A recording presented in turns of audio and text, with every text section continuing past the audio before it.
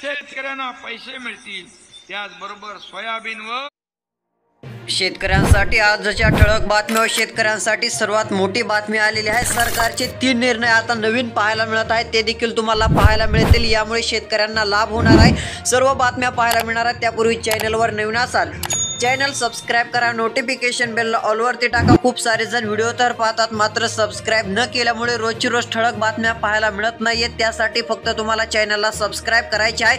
आता जे व्हिडिओ एकदम शेवटपर्यंत पाहतील त्यांना सर्व बातम्या सविस्तर पाहायला मिळतील। सर्वात मोठी बातमी आहे, किसान सन्मान योजनेत नंबर दुरुस्तीला सप्टेंबर अखेर मुदत। योजनेचे पैसे लटकले, शेतकऱ्यांनी बदलला मोबाईल नंबर। तर शेतकरी मित्रांनो, आता किसान सन्मान योजनेत नंबर दुरुस्तीला सप्टेंबर अखेर मुदत आपल्याला पाहायला मिळणार आहे। हे देखील लक्षात घ्या व तुमचे देखील कामे लवकरात लवकर उरकून घ्या, जेणेकरून पीएम किसान योजनेचे पैसे लवकरात लवकर येतील।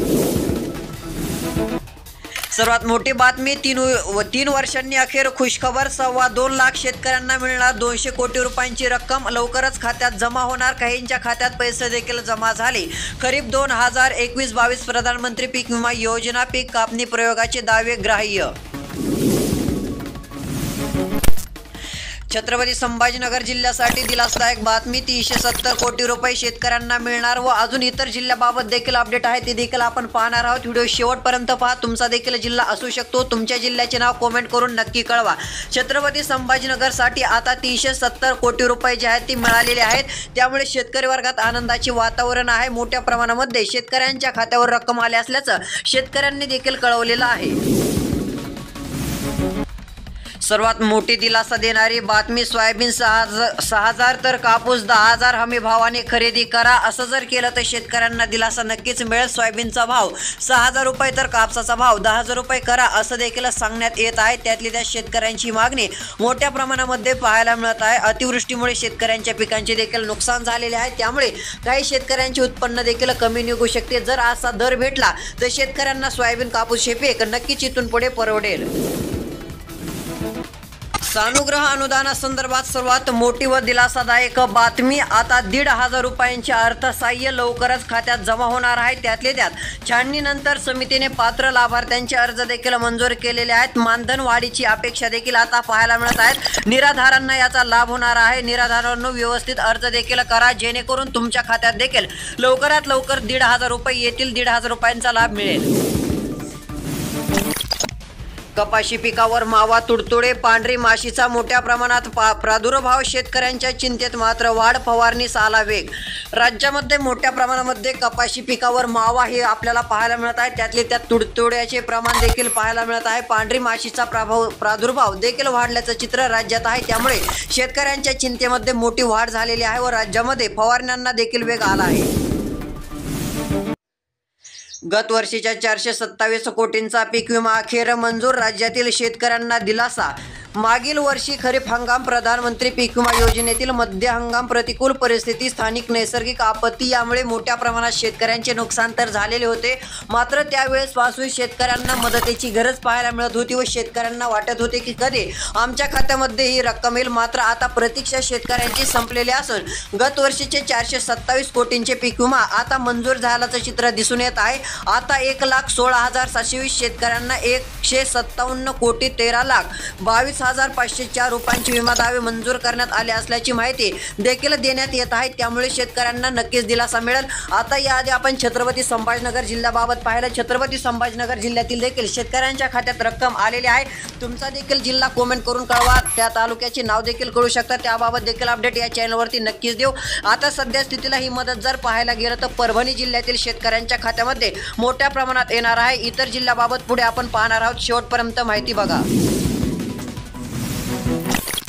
शेतकऱ्यांनो 7 दिवसात पीक पेरा नोंदवा, अन्यथा शासकीय मदत विसरा। ई पीक पाहणीला 23 सप्टेंबर पर्यंतची मिळाली मुदत वाढ।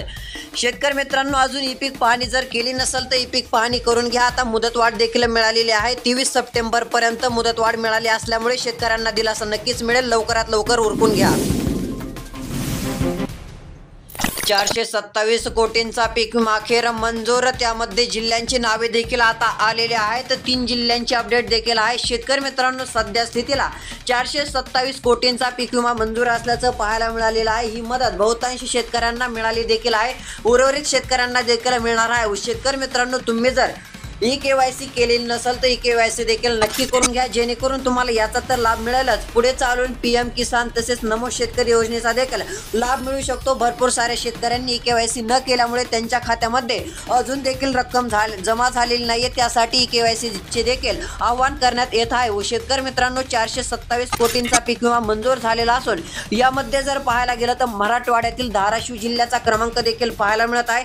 दुसरा जिल्हा बुलढाणा आहे. बुलढाणा जिल्ह्यातील शेतकरी आहेत.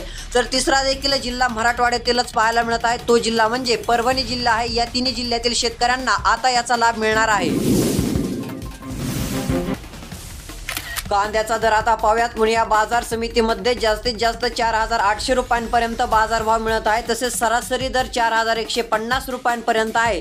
तसेच शेतकरी मित्रांनो, कमीत कमी 3,500 तर आवक 6,463 क्विंटलपर्यंत आलेली होती. लोकल जात कांद्याची आपल्याला पाहायला मिळत आहे. सध्या स्थितीला कांद्याची आवक देखील वाढलेली आहे, मात्र दरामध्ये वाढ होतच चाललेली आहे. दर चांगले सुधारत आहे.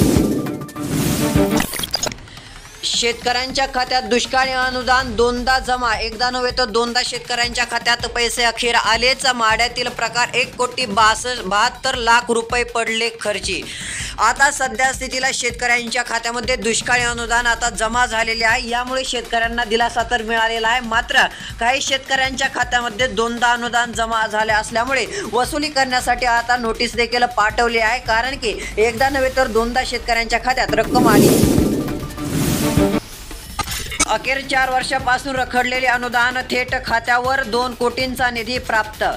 4 वर्षांपासून अनुदान रखडलेले होते, मात्र आता काही दिलासा मिळत चाललेला आहे. आता वाटप देखील वेगात सुरू आहे, तर बऱ्याच जणांना आता लाभ देखील मिळणार आहे. अखेर 4 वर्षापासून रखडलेलं अनुदान हे खात्यावर येत असल्यामुळे आता आनंदाचीच बातमी म्हणावं लागेल. 2 कोटींचा निधी प्राप्त आहे. घरकुल धारकांना प्रत्येक 1 लाख रुपये वाटप होत असल्याचं सांगण्यात देखील येत आहे. शेतीपीक नुकसान भरपाई मदतीसाठी KYC प्रशासनाचे आव्हान. शेतीपीक व नुकसान भरपाईच्या मदतीसाठी KYC प्रशासनाचे आव्हान पाहायला मिळत आहे.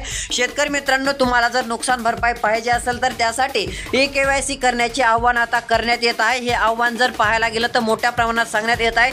शेतीपीक तसेच नुकसान भरपाई व इतर मदतीसाठी प्रशासनाने अशी माहिती दिलेली आहे. शेतकऱ्यांना जर लाभ घ्यायचा असेल तर त्यासाठी KYC करावीच लागेल, अशी माहिती देण्यात येत आहे. आता शेतकरी देखील KYC करू लागले आहे.